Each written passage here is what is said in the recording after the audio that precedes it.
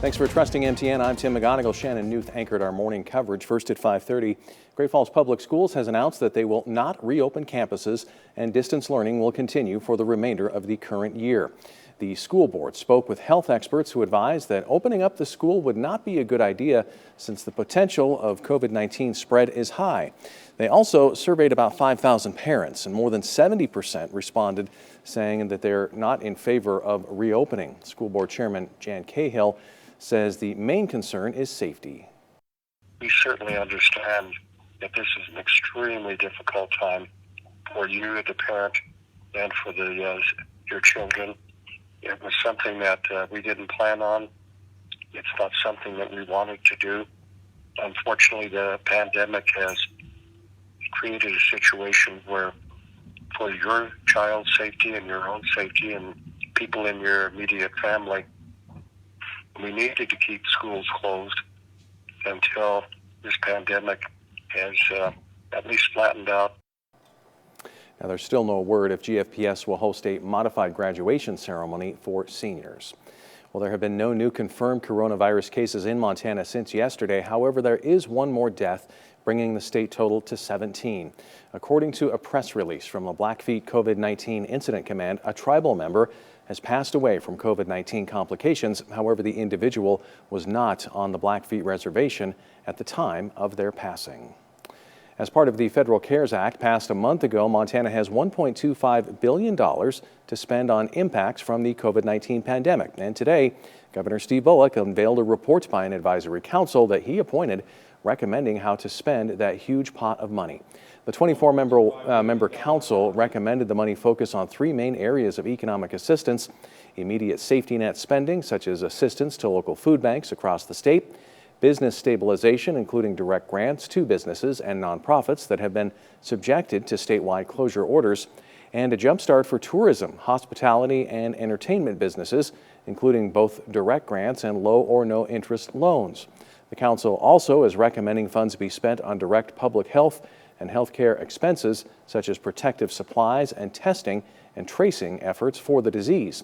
Council Chair Larry Simpkins of the Washington Company said the report provides an outline and that decisions on actual spending must be made by the state. What this report isn't is it's not a list of selected or specific projects or grant recipients.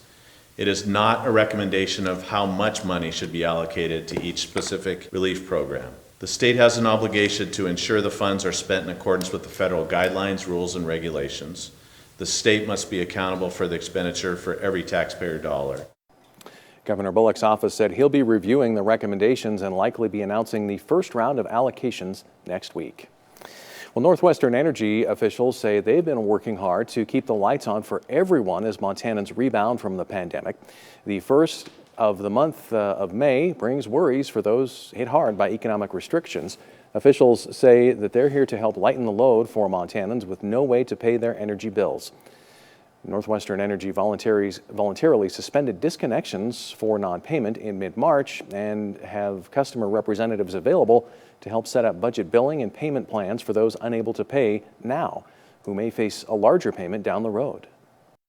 We are part of this community. We want to help, and to please call us right away. Our customer service representatives can help, as well as provide contact information for resources.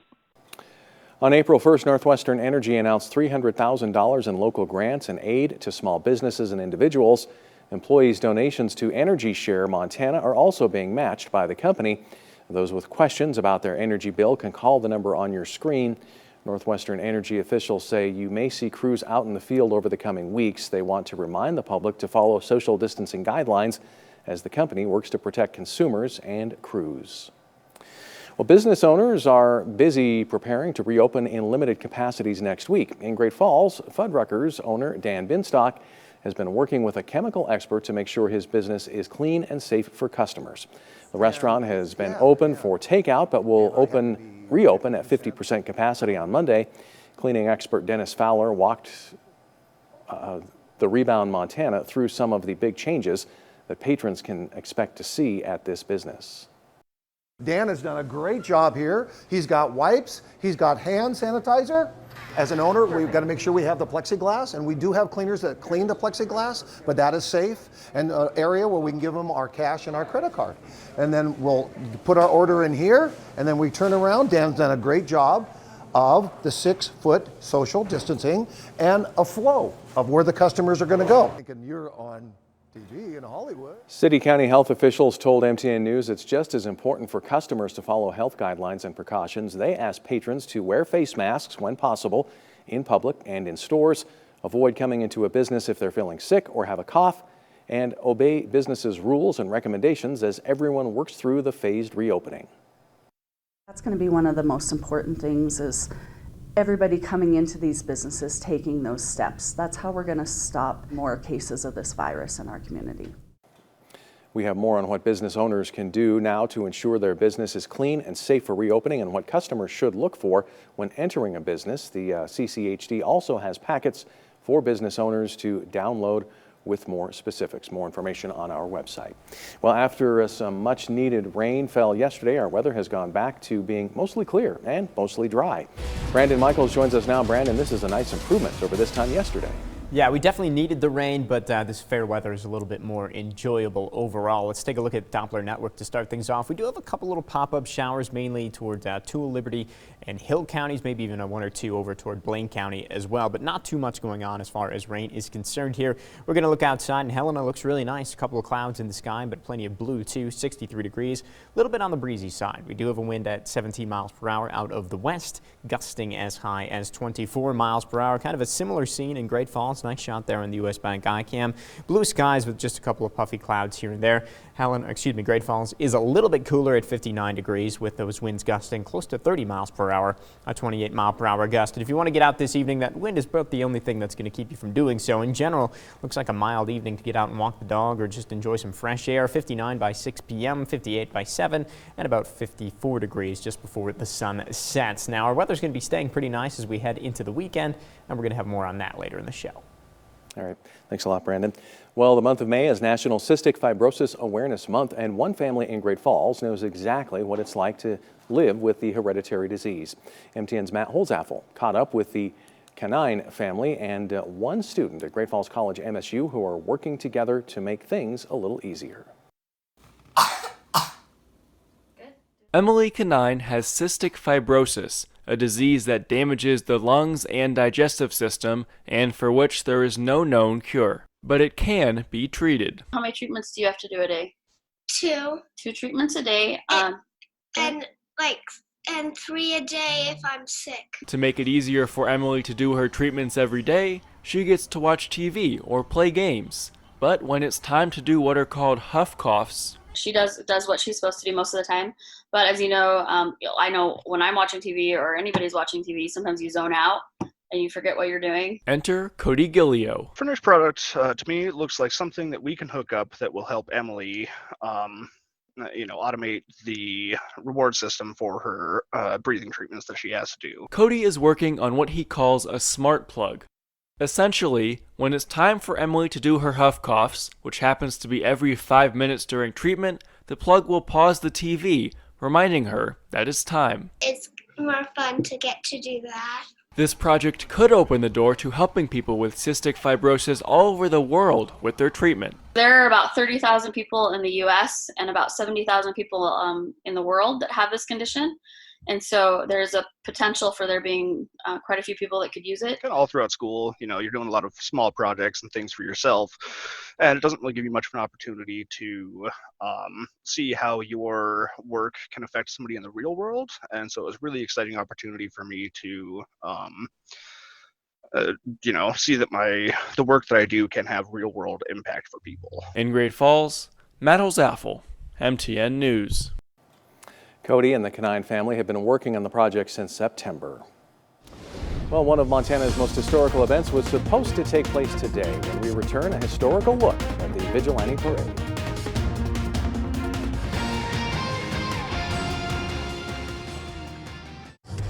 Powered by the Montana Television Network. The 5:30 news continues on Montana's News Leader. Welcome back. The annual Greater Helena Gives campaign still has a few minutes to go. Organizers say the community support they've received this year already has broken records. The 24-hour event, organized by the Helena Area Community Foundation, has already raised more than $100,000 for 74 nonprofits around the area. And that's far more than the previous record for the event, around $89,000. Foundation leaders say during the COVID-19 emergency, many nonprofits have a particular need. They say with this being a difficult time for many in the community, they didn't know what to expect and that they're grateful that people have stepped up to support local organizations.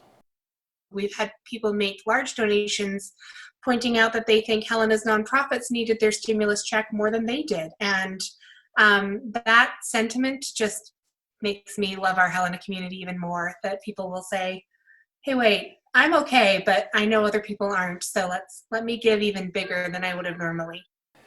The official 24-hour campaign will wrap up tonight at 6. You can still donate through next week. You can find a link on our website. Well, for nearly a century, marching bands, horses, and log cabins have filled the streets of Helena for the Vigilante Day Parade. It started as a healthy and safe alternative to the bloody junior-senior fight. The first parade was held back in 1924 to celebrate Montana history. Thousands of students have participated over the years, with floats ranging from mining to Big Dorothy's, even a few vigilantes. The only thing that ever stopped the parade from running is gas rationing during World War II and this year's COVID-19 pandemic. No, that person right there, but a worldwide health crisis has prevented Helenans from honoring the parade and its history. The school district held a vigilante celebration for students earlier today. Educators and administrators shared their favorite memories from the past. Helena High Assistant Principal Brian Kessler participated all 4 years when he was a student. You know, I think our floats, from what I've seen the last 5 years, there's been a lot of hard work put into the floats, and our kids are doing a great job of keeping that tradition alive, of taking pride in what they're doing. Coming up next Friday at noon, there will also be a citizen-organized vigilante cruise that will allow students to honor the parade while social distancing. Well, we're tracking some sunshine for most of the day tomorrow. Could still see a few showers or even some storms pop up. We'll have this forecast up next. Now, here's your Storm Tracker weather forecast with meteorologist Brandon Michaels. Well, we did need the rain yesterday, and most of us picked up some rain either before or after midnight. This is what fell before midnight, so officially yesterday, just over 1/10 of an inch in Great Falls. Helena picking up over 1/4 inch of rain.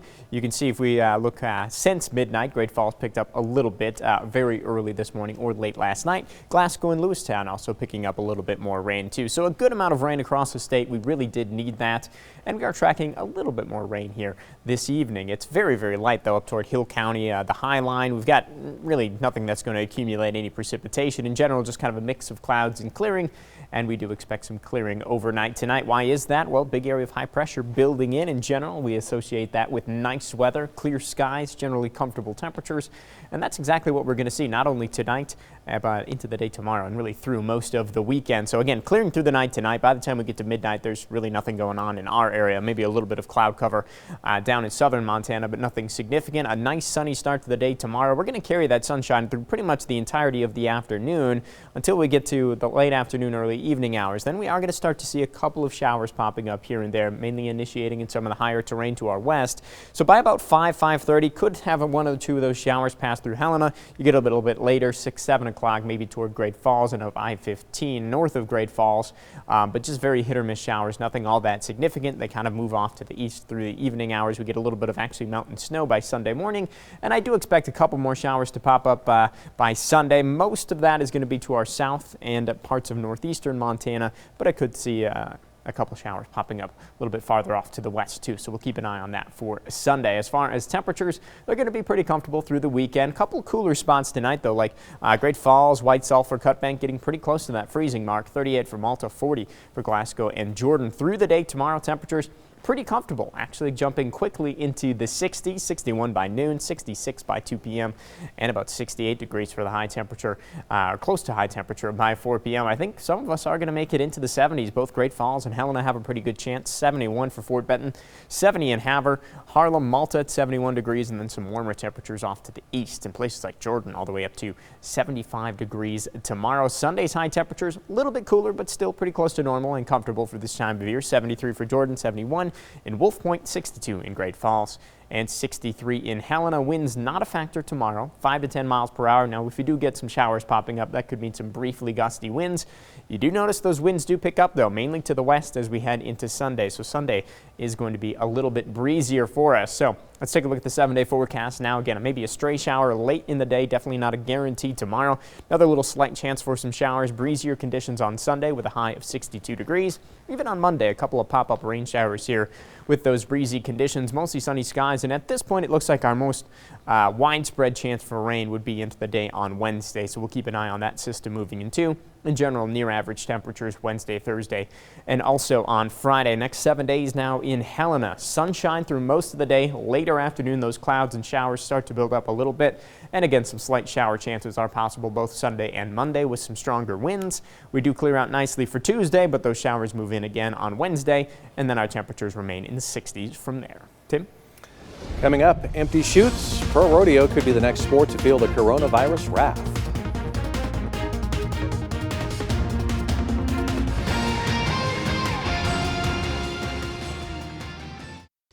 Powered by the Montana Television Network. The 5:30 news continues on Montana's news leader. Rodeos in Montana are an economic driver for small towns and much of the state's rural population. But due to the COVID-19 pandemic, Montana is facing the very real possibility of rodeo cancellations, which would be devastating to both competitors and communities alike. MTN's Tom Wiley explains. For many towns, the rodeo is the centerpiece of the summer. It's the biggest social activity that there is in Montana. More people go to rodeos than they go to basketball tournaments and everything included. But with public gatherings limited during the phased reopening of the state, Montana PRCA President Jack Stensland says the early part of the circuit's schedule remains uncertain. These small rodeos in these towns, it's the biggest weekend of the year for our town. We're right after the 4th of July. I don't know if the later rodeos are going to be okay. It's just a waiting game. It's a shame that we're in this game, that's for sure. Unlike many sports in Montana, rodeos rely on sponsor support and gate admission for revenue and payouts.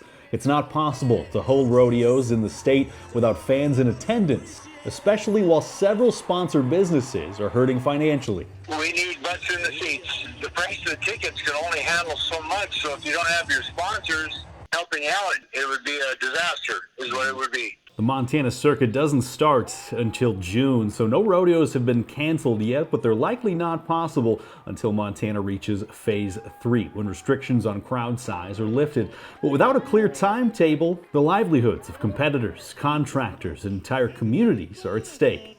Well, nobody's been in this predicament before, and it's scary. Don't know where everything's at, and where it's going, and how we're going to pay the bills. And the pandemic is affecting all levels of the sport. There's nothing the Montana High School Rodeo Association would like more than to hold competitions without fans right now. But their proposals for strict social distancing and safety guidelines have been shot down by county health departments across Montana. Well, our board put together a policy that copies governor's directives, and we added more to it, and it's pretty severe. We've gone above and beyond what it takes to satisfy them, but we've been pigeonholed and sidelined. And without entry fees to offset the cost of hosting rodeos, high school competitions beyond 2020 are hanging in the balance as well. When a kid enters a rodeo, then the association gets a piece to take care of our secretarial services and our end of the year opportunities, that keeps us going for the next year. And so it's been a huge financial hit for us. It's going to be hard to recover from if we don't get some rodeos going. Competitors, families, and board members are willing to take any step necessary to follow guidelines and compete, but with the majority of high school rodeos already canceled or postponed, there's not much optimism for the season until we can move to Phase 2. Right now, we don't have any opportunities to go to any rodeos anywhere. No openings in sight at all. That I haven't heard anything positive back from anybody. The state has a round hole, and they're trying to shove square pegs in it because every county and every community is different, and these health departments aren't seeing the difference. Tom Wiley, MTN News. And the Montana Circuit is scheduled to kick off June 12th in Glendive. Stensland said rodeo committees across the state are waiting until June 1st to make any decisions about rescheduling or canceling rodeos. We'll be right back with a final check of weather. Back the weather for the weekend looking fairly nice. We're going to start with Helena here. Sunny for most of the day tomorrow. Some increasing clouds, maybe a shower or storm possible late in the afternoon, and then another slight rain chance for us on Sunday. Kind of the same story in Great Falls. Temperatures just about the same, 70 and 62. Good amount of sunshine with just a couple pop-up showers here and there. Well, a Great Falls man took his skills to the sky this afternoon to show appreciation for health care workers helping out during these trying times. He's a lieutenant colonel commander with the 425th Fighter Squadron at Luke Air Force Base in Phoenix. He said he's doing this in honor of his wife, who's a nurse. And has been basically in the trenches dealing with this coronavirus thing from the start. And so to be able to honor all the healthcare workers is fantastic, but it's a little bit extra special for me because my wife is part of that group. We're told that appreciation flight lasted about an hour. Very proud of him. The Air Force can be proud. The state of Montana can be proud. We can all be proud. Yeah, good job. All right, that's all the time we have. We'll see you back here tonight.